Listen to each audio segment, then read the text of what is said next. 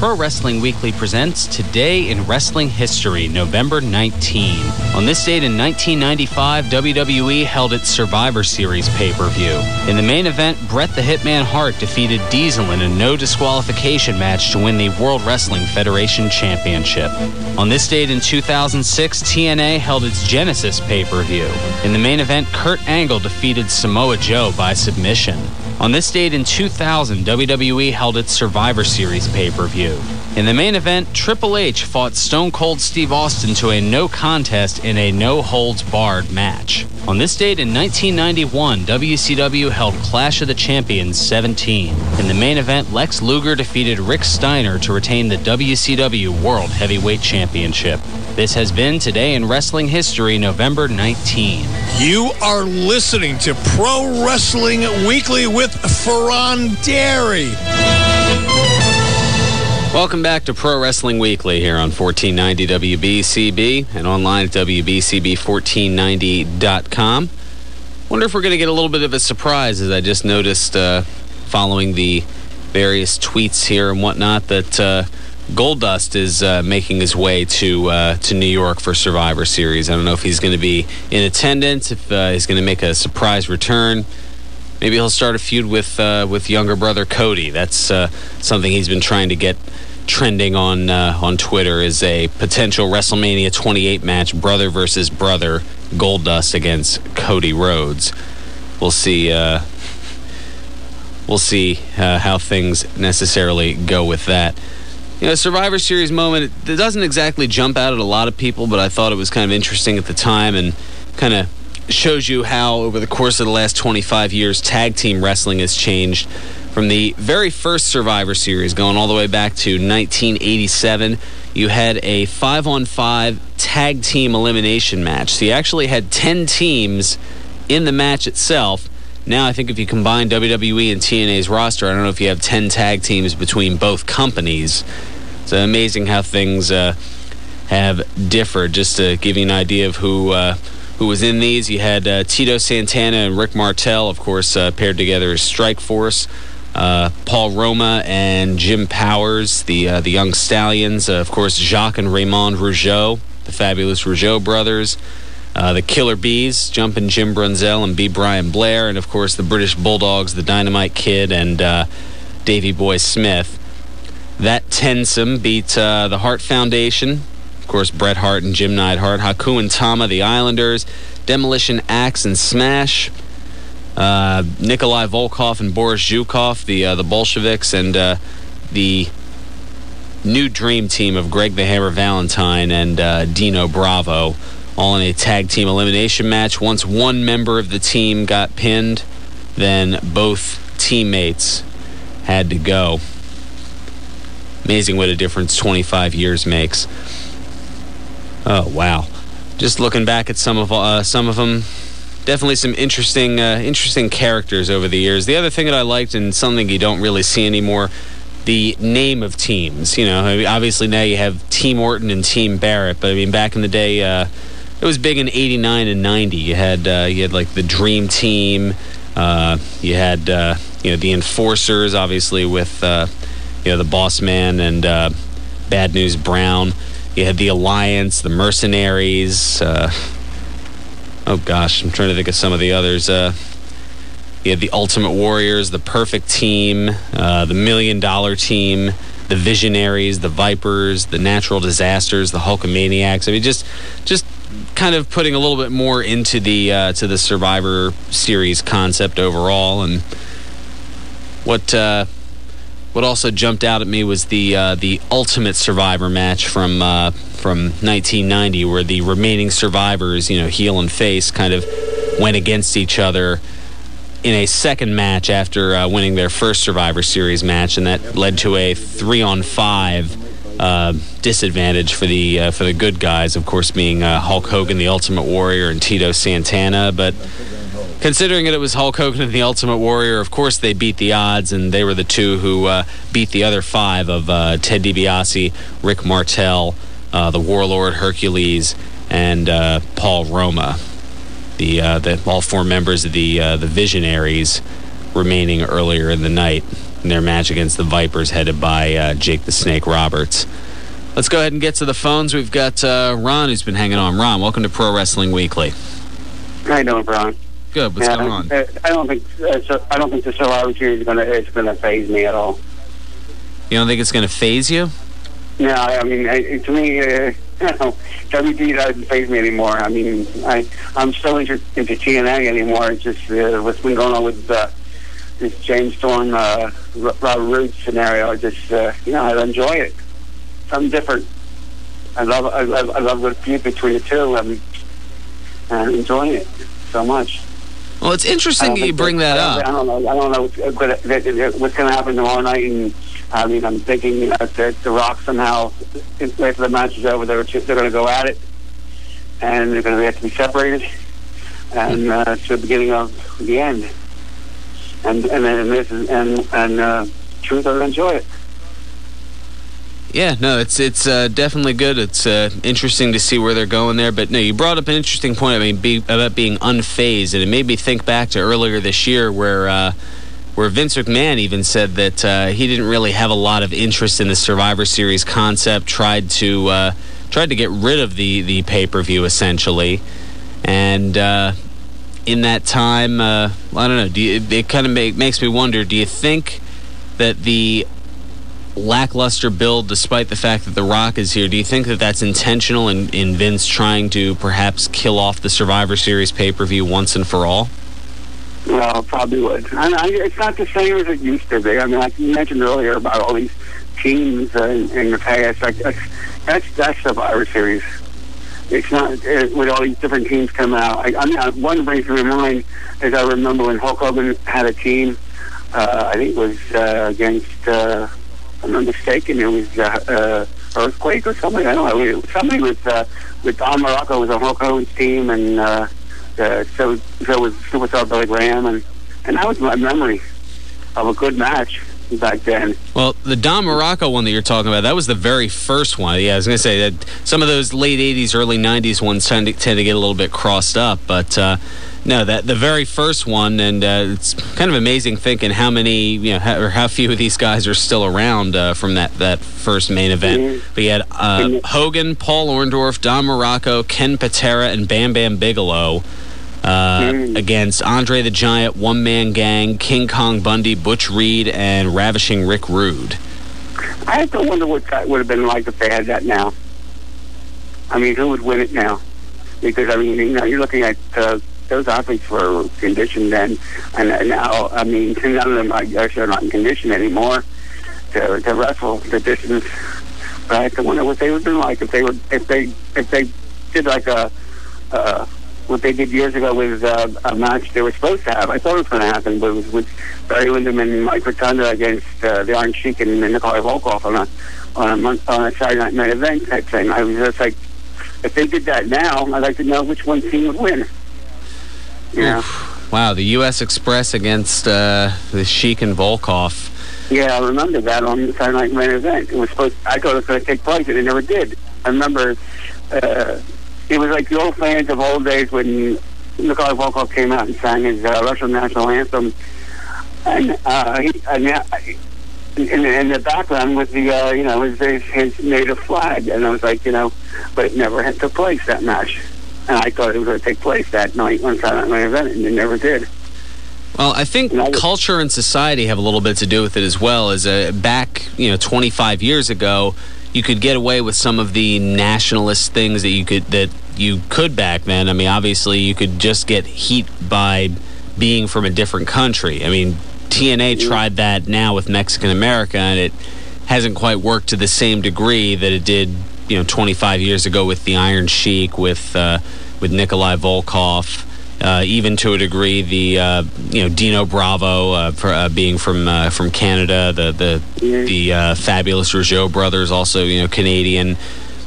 They even had the Hearts as heels for a little while. So now you can't. I mean, yeah. Even 20 years ago, it wasn't quite working when they did the whole Persian Gulf thing in '91, where you had Colonel Mustafa and Sergeant Slaughter as the American turncoat, the Iraqi supporter, that whole deal. I mean, I don't know. It didn't quite ring true now. I mean, and probably the biggest blow up the WWE had from it was 5 years ago when they had Muhammad Hassan and Diavari. Mm-hmm. So I don't know. Yeah, nowadays you can't really get away with the nationalist kind of mindset that you could back then. You know, I was talking about a friend last time. We're trying to think what will we see in the big show in Mark Henry this time. Will we see him floating of a ring again? I don't think they've gone to that well once already, and I don't think they can go to that 1 month after doing it before, especially since the last time we had seen it prior was 7 or 8 years earlier. Well, you're saying you think that Big Show, you said Mark Henry's going to retain his belt. Well, I don't know. I see a Big Show winning, but I don't know. It's an iffy one. We're not. I mean, there's a lot of contenders out there, but Big Show would be a nice champion for a change. Again, I think he held that belt, didn't he? He beat Ric Flair for it at one time in WCW, if I remember correctly. Yeah, I mean that's definitely been passed around. That particular belt. It's gone in a number of different directions. I kind of think that WWE is working toward, especially with the constant beatings up of Daniel Bryan, but I think they're working on a Mark Henry, Daniel Bryan, David Goliath, favorite underdog type match for WrestleMania. They just need to build up, Bryan a little bit more to make it look like he has even an inkling of a chance. Because at this point, I don't think anybody would lay money on the table for Daniel Bryan. It would make a good match for WrestleMania. I mean, I know you say he's not ready yet. I don't think he's ready either. I mean, there's all these other guys. I mean, I'm so glad that Christian's out of the picture for a change. I don't have to hear one more match. It's good that he's out of the picture. Yeah, his one more match has been about 4 too many, so it's probably good to give him a little bit of a break, let him get healthy, and kind of let him, let everybody refresh. Let him kind of refresh his character a little bit. Let the fans kind of get refreshed and moved on to other people, so that way what they're seeing isn't necessarily stale. And I see a title change tomorrow. I see John Morrison beating Dolph Ziggler. You think Morrison's going to... I don't know. They've put a lot behind Ziggler. I could see it going either way. I mean, the main reason that the title would go off of Ziggler would be to elevate Ziggler into the main event picture. Maybe have him get into a feud with Cena or CM Punk or something like that. Time, wasn't he? When Edge was around, he was in the main event, I think. It was one of those lackluster, half-hearted... that would be an interesting match. It was one of those lackluster, half-hearted main event pushes that we've seen not only with Ziggler, but we've seen it with Kofi Kingston. We've seen it with Evan Bourne. We've seen it with The Miz. We've seen it with R-Truth. I mean, there are these guys who are kind of mid-card, maybe upper mid-card. They kind of get a little bit of a taste of the brass ring. It's right in their fingertips, and then it just gets pulled a little bit more away from them. I was wondering about something. I've been on the internet all week, and I was checking out Alvaro Del Rio. Is he the brother of that ring announcer? Ricardo Rodriguez? To my knowledge, they're not related. Because they both share the same last name. It's under Wikipedia, I saw that his last name was Rodriguez too, and he had all these different names he came by, and was reading some interesting stuff about him. I mean, I didn't know he was the nephew of Mel Mascaris. Well, I was going to say, just because they both have the last name of Rodriguez does that mean they're also related to comedian Paul Rodriguez? I mean, no, but I mean he is Mel Mascaris' nephew, and that was Mel Mascaris' given name was Rodriguez too. I noticed. Yeah, I mean there are a lot of Rodriguez's, so it's hard to kind of put them all together necessarily. I don't see him retaining tomorrow either. I see finally CM Punk getting what he wanted, and that'd be great. Some refreshing things. Are we going to see Undertaker soon? Come back soon? Oh, wow. If we do, it'll more than likely be an appearance either. Perhaps they'll tease it at the Royal Rumble. Perhaps get him involved somehow in not necessarily in an Elimination Chamber match, but maybe have him interfere in an Elimination Chamber match to set up whoever his opponent would be for WrestleMania 28. But at this point, it's hard to say. I mean, every time WrestleMania comes around, he has that match, and then we don't speak of him again for another year. And it's like it's planned that way. It's like Triple H right now. He's out again for a length of time, and wonder how long we'll see him again. I think age certainly plays a bit of a factor. I mean, The Undertaker's been going full-time pretty much since he started with the company back at the 1990 Survivor Series. So 21 years, that'll tear your body down a little bit. I mean, it's one thing to be it's one thing to be 25 years old and constantly doing this, but it's another to be 46 years old, and especially with his height and whatnot, I'm sure his knees are definitely hurting. That could be a factor. Somebody's got to break that record he's held for WrestleMania. I mean, there's got to be somebody out there. I mean, if Triple H couldn't do it, or Shawn Michaels couldn't do it, there's got to be somebody. That somebody, maybe somebody like even you mentioned Daniel Bryan. That would be interesting if he got it. Even, I mean, all right. Even if we have seen The Undertaker in his last match, I mean, just to kind of put this in some kind of a perspective of how difficult this would be, because there's kind of two parts to it. The first part is having the longevity to wrestle in that many WrestleManias, and then the second part of it is actually going and winning those. Now, I mean, how many? I'm trying to think. Has Daniel Bryan, has he wrestled? I'm trying to think back to this past WrestleMania if he was involved in it, and if so, did he win? Of course, I'm drawing a blank at the immediate moment, but let's say he did. He's got one WrestleMania win. He would have to wrestle and win his next 18, the next 18 WrestleManias, which would, one match a year. He's already, what is he, like 30 years old now? Something like, yeah, he's 30 years old now, so add another 19 years. He'd have to wrestle until he was 49 in WrestleManias just to get to that point. So obviously, I mean, you'd need somebody who would start off really young, have a great deal of success for a long period of time. Yeah. Okay. So they're working on making it something that's pretty much undoable. Yeah. Anyway, happy Thanksgiving, and I'll talk to you next week. All right, greatly appreciate it, Ron. Got a couple minutes here for some quick news and notes. Let's go ahead and get into that. Well, we already talked a pretty good amount about Matt Hardy. Some other notes. Todd Grisham, you might remember him, the former WWE commentator. He's now doing MMA coverage on ESPN. He's now the host of easy for me to say, MMA Live on ESPN2. Also, Kamala, WWE and wrestling legend, he posted a video on TMZ saying that he had to have one of his legs amputated due to complications from high blood pressure and diabetes. I mean, it's certainly a shame, and hopefully Kamala will be able to recover and get his life and health kind of back on track. The Chicago Tribune, they let out a statement in an entertainment and celebrity blog that letting the people know that WWE is filming a straight-to-DVD documentary on WWE superstar and Chicago resident CM Punk. The documentary, which doesn't have a name yet, will be released sometime in 2012.